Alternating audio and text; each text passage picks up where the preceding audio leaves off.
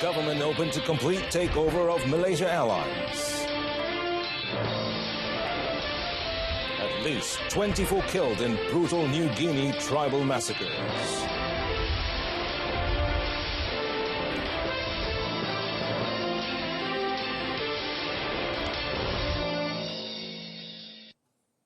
Good evening, I'm Amin Carlos, and welcome to News on 2.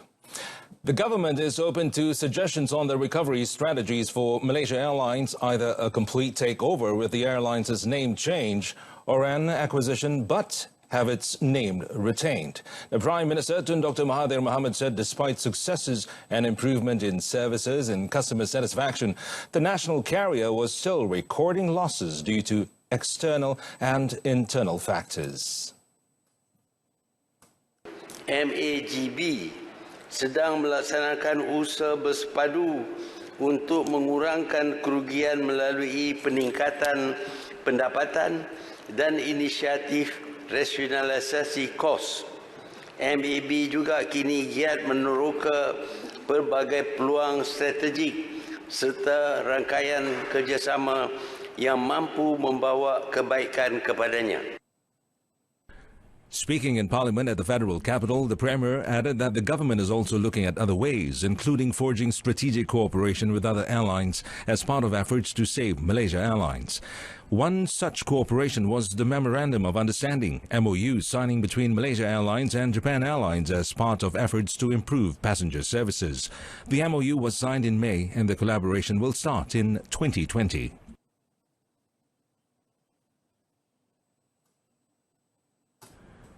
In a related development, Tun Dr. Mahathir said the government will ensure that the name Malaysia is retained in any decision made in relation to the Malaysia Airlines Berhad or Malaysia Airlines recovery plan. He said the government has received many proposals on the recovery of Malaysia Airlines, including from companies interested in taking over the national carrier.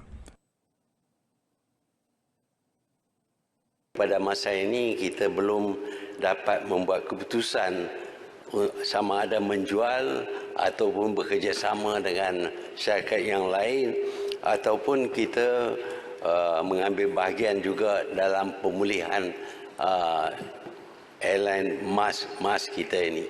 Tetapi sesuatu yang kita ingin kekalkan ialah nama syarikat ini mesti ada kaitan dengan negara kita, iaitu Malaysia.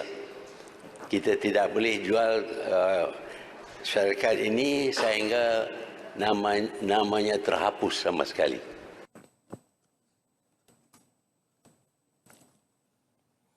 The government today withdrew a table bill to reduce the voting age from 21 to 18 so as to table tomorrow an amended version that also provides for automatic voter registration and lowering to 18 the eligible age of electoral candidates. Now, Prime Minister Tun Dr. Mahathir Mohamad, in explaining the development to reporters at the Parliament lobby, said the Constitution or Amendment Bill 2019 was withdrawn to add the two provisions. First reading ini, kita cuma sebut tentang hak seorang yang berumur 18 tahun mengundi. Tetapi kita tak masuk dalam itu sama ada kita masuk nama dia itu secara automatik ataupun dia kena register. Permintaan ialah supaya namanya dimasuk dalam register pendaftar secara automatik. Yang ketiganya calon menteri. Dia boleh jadi calon dalam pilihan raya umur 18. In the Dewan Rakyat earlier, Youth and Sports Minister Syed Abdul Rahman tabled a motion before Speaker Dato' Muhammad Arif Mat Yusof to withdraw the bill, which was scheduled for the second reading. Tun Dr. Mahathir said he is confident the amended bill will get the support of 2/3 of the members of the Dewan Rakyat. Any bill to amend the Constitution requires a 2/3 majority for it to be passed. Komitmen dalam pertemuan kita pagi tadi, pembangkang semua memberi pengakuan bahawa mereka akan sokong tindakan ini setelah ditambah automatic registration dan hak untuk jadi calon.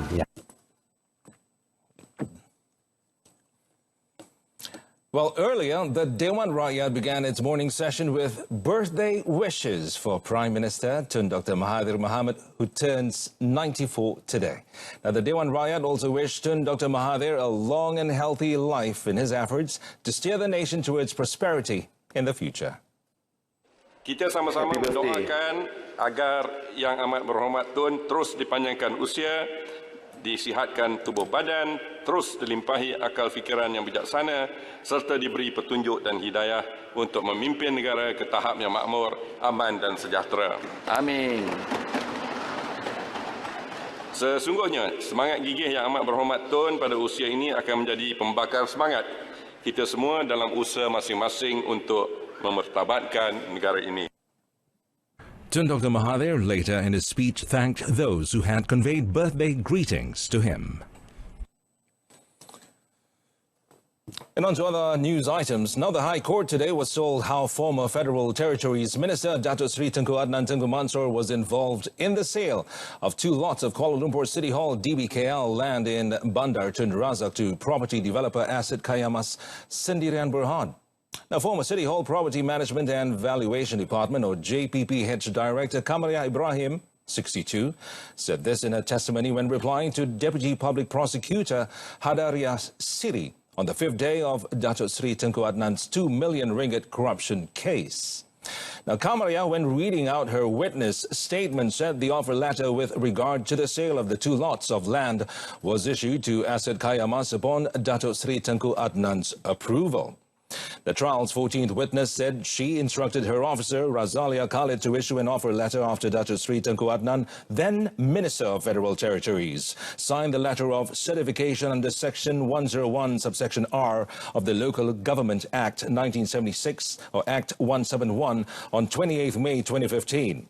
Kamaria, who had served City Hall since 1980, also confirmed that Dato Sri Tengku Adnan had agreed to the construction of an affordable 41-story single-block apartment project of 427 units, including an 8-story car park as well as other facilities for the first phase of development. Dato Sri Tengku Adnan was charged in his capacity as a public servant, namely Federal Territories Minister, to have accepted for himself 2 million ringgit from Chai Kin Kong via a Hong Leong Islamic Bank cheque belonging to Asset Kayamas Sendirian Berhad, which was deposited into the CIMB bank account of Tad Mansori Holdings Sendirian Berhad, in which he had an interest when it was known that Asset Kayamas had connection with his official duties. The offence was allegedly committed at CIMB Bank Berhad, Pusat Bandar Damansara branch on 14th June 2016. Well, a container supervisor was today sentenced to 2 years in prison for possession of prohibited items of various types of tobacco weighing 808.75 kilograms worth over 33,000 ringgit. Adiles Mana Rechmad Wangi, age 36, was sentenced after pleading guilty before Magistrate Muhammad Firdaus Saidina Ali at the Ampang Magistrates Court. Now, according to the charges, Adi Lesmana knowingly possessed prohibited items such as Sagar Sakhti tobacco, Jagmag, Halkal, dried tobacco leaves and chewing tobacco in Taman Kramat Ulu Klang industrial area on 28th June. The goods are subject to customs of an import duty worth over 65,000 ringgit. He was arrested under Section 135, subsection 1, subsection D of the Customs Act 1967 for possession of a prohibited item and is punishable under Section 135, subsection 1, bracket 3, subsection AA of the same Act. Magistrate Muhammad Firdaus also ordered Adi Lesmana to pay import duties totaling more than 65,000 ringgit, besides forfeiting the right to indictment. And based on the facts of the case, an enforcement team from Kuala Lumpur International Airport, led by Senior Customs Officer Rosdi Mamat, carried out the raid on the container and found a variety of goods, which included prohibited items. The case was conducted by Prosecuting Officer Muhammad Khairul Farhan Muhammad Ragbi, while the accused was represented by lawyer Kenneth Kasa. The Department of Environment, DOE, has conducted 237 inspections on chemical premises or factories and those handling hazardous materials around Pasir Gudang as at yesterday. Now, Johor DOE Director Wan Abdul Latif Wan Jafar said that to date, it has issued 130 compounds, 55 notices, and 11 sub-operation orders in addition to court action being recommended against 3 factories. Now, Wan Abdul Latif said yesterday 3 teams of 75 personnel from the Pasir Gudang Municipal Council, PDRM, the Immigration Department and the State Civil Defence Force, APM, conducted inspections on 6 high-risk premises in Pasir Gudang. In the operation, the Johor DOE has also issued a stop work order to a factory belonging to a multinational company after it was found that the factory has been operating illegally since 3 years ago. Well, he said the Immigration Department also managed to detain 3 illegal workers for not having valid work permits and travel documents.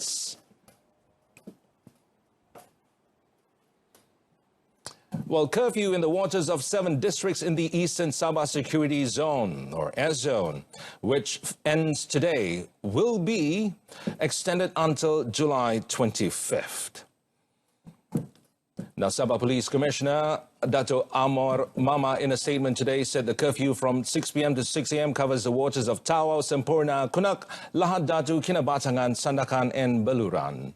Dato' Omar said people living in the area were required to stay indoors, while outsiders were not allowed to enter or be in the declared areas from 6 p.m. to 6 a.m. on the date specified. Now, the curfew continues to ensure that the waters conceded are not invaded by terrorists that threaten the safety of international researchers and tourists visiting the resort island. Well, it said it is also to ensure the security and well-being of Sabahans using the waters and those in the Az-Zone land area. Dato' Omar also said the curfew would facilitate enforcement and monitoring of boat movement, as well as creating a sense of security and confidence to chalet operators and fishermen with the presence of security forces. Now, based on information, he said Abu Sayyaf militant groups and those carrying out kidnap for ransom activities from southern Philippines were still active in conducting cross-border crimes. The Sabah Police Commissioner further noted that all district police chiefs in the S-Zone will be given the authority to issue permits to eligible applicants for fishery activities or those with urgent need to enter the curfew areas.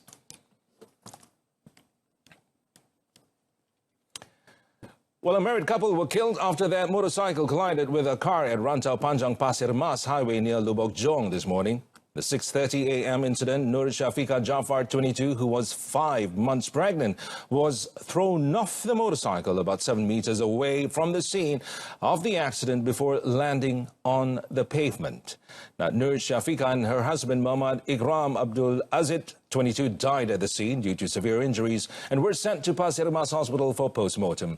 Pasir Mas District Police Chief Superintendent Abdullah Muhammad Pia said the couple were on their way to Rantau Panjang while the driver of the car, Nur Azlan Nasir, 27, was heading towards the opposite direction.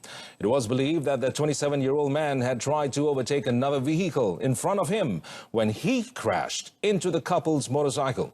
Superintendent Abdullah added that the case is being investigated under Section 41, Subsection 1 of the Road Transport Act 1987.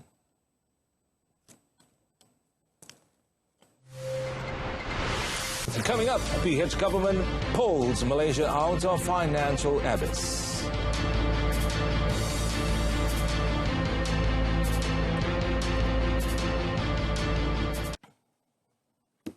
Hello and welcome back. Now, as he marks his 94th birthday today, Tun Dr. Mahathir Mohamad counts the ability to lessen the pressure on Malaysia's financial situation as a notable achievement of his Pakatan Harapan PH government thus far.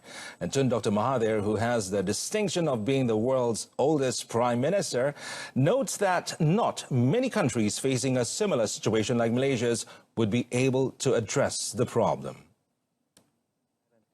20 Disember tu.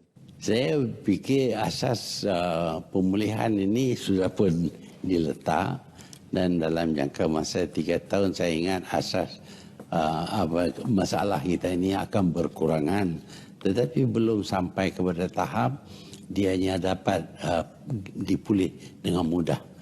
Untuk memulih dengan sehingga ke tahap nak jadi Asian Tiger sekali lagi mungkin mengambil masa sehingga 10 ataupun 15 tahun.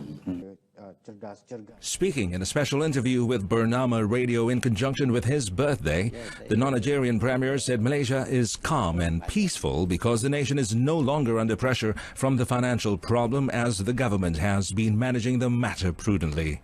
After the Tun Dr. Mahathir-led PH coalition ended the six-decade rule of the Barisan Nasional or BN, it was discovered that the nation was saddled with debts in excess of 1 trillion ringgit, prompting the new government to go into high gear to tackle the issue. Tun Dr. Mahathir said the severity of the country's financial problem was only revealed when he once again became part of the government following the May 2018 general election.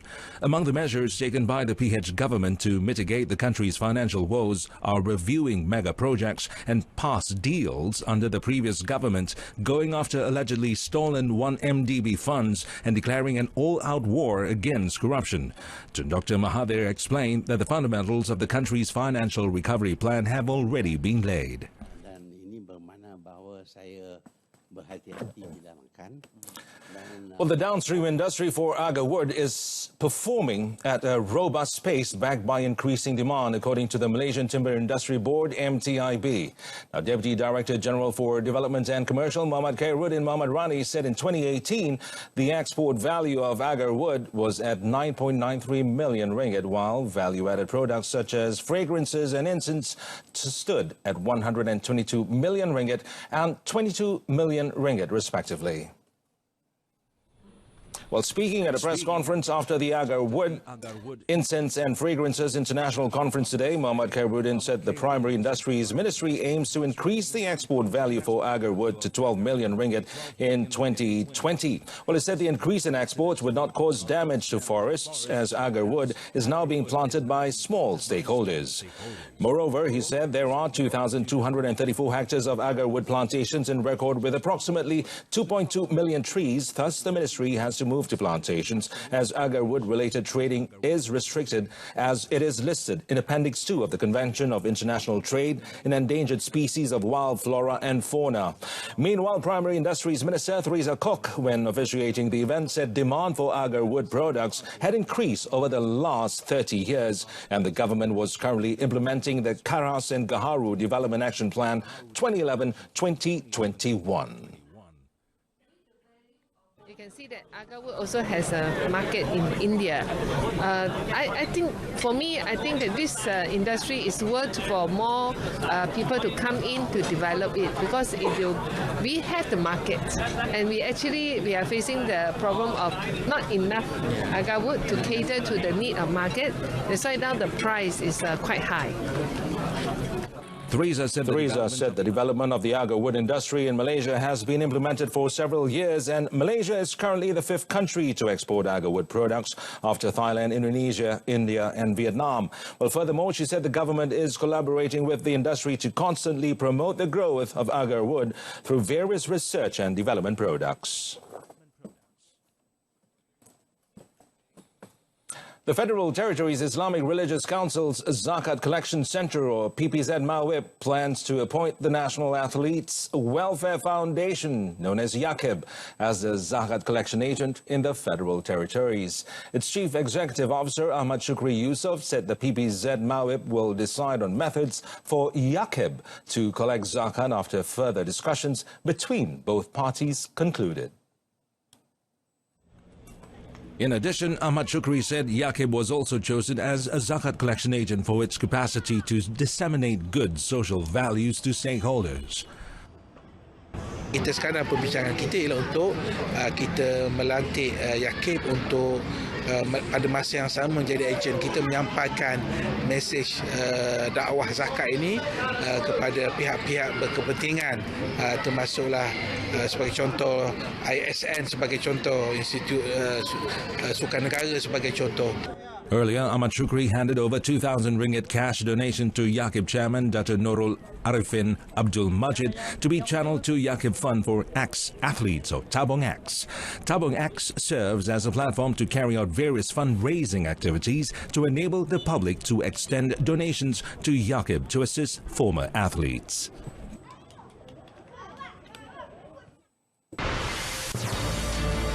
Sabah Premier League 2019 champions.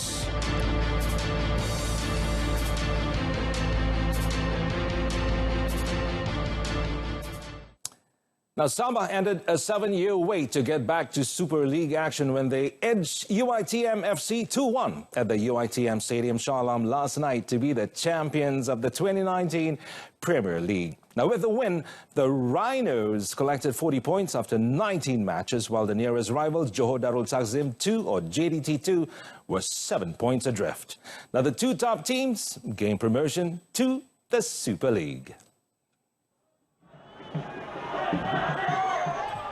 The last time Sabah played in the Super League was in 2012 when they ended up in 13th place and were relegated to the Premier League. In last night's action, UiTM FC went ahead in front of a home crowd when Zakro Korach found the mark in the 30th minute. But Sabah rose up and scored 2 goals. The first via a penalty in the 57th minute, which Rodoljap Paunovic converted, while Aguinaldo Mendez Viega's 66th minute goal clinched them the title. Meanwhile, in the Super League, they will play Kelantan at home as newly crowned champions this Saturday at Lika Stadium and end the season with an away match against Terengganu on 20th July.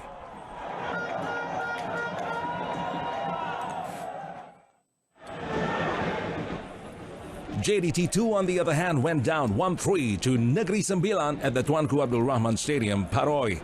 This ended their hopes of chasing Sabah for the title. Negeri Sembilan struck with an early goal via Jose Almer Barros Neto in the 11th minute, much to the delight of the home crowd. It wasn't long before Mat Rozaimi Abdul Rahman equalized for JDT 2 through a penalty in the 28th minute. Negeri Sembilan retook the lead courtesy of Matheus Fernandes Villarreal in the 62nd minute. Igor Carneiro Luis struck for Negeri Sembilan in the 86th minute for the winner. Negeri Sembilan 3, JDT 2 1.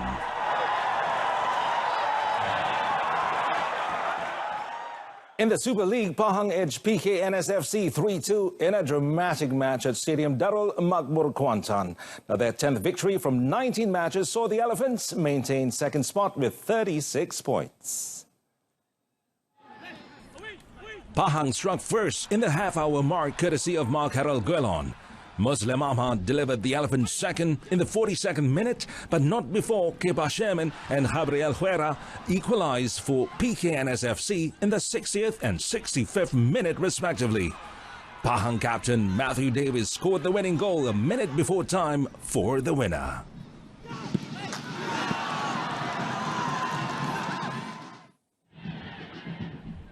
Elsewhere, Malacca jumped 2 rungs to third place in the league after winning narrowly 2-1 over lowly team PKNP FC at the Hang Jebat Stadium, Malacca.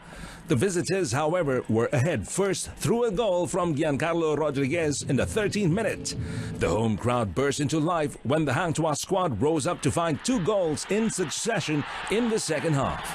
Davy Angan struck first in the 42nd minute before Patrick Richelt in the 59th minute.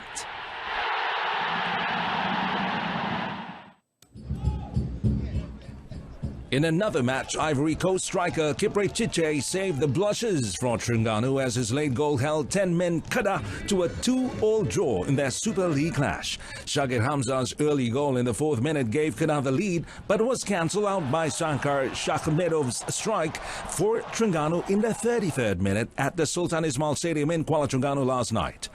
The Red Eagles again took the lead through captain Marvel Badrol Bakhtiar in the 48th minute as they end the first half on a high note. The Turtles redoubled their effort in the second half and got their breakthrough after Kedah defender Azmir Yusuf was sent off the 69th minute after picking his second booking. The Northerners, however, held on tightly to their slim lead until Chiche struck the late equalizer deep into the added time to share the points. Kedah remain in 4th spot in the 12-team standings with 31 points after 20 matches, while Terengganu go up a rung from 7th to 6th with 28 points. And with that, we conclude this evening's News on 2. In our top story, government open to complete takeover of Malaysia Airlines. Join us again at 12:30 tomorrow afternoon. I'm Mohammed Amin Carlos. Thanks for watching and a pleasant evening.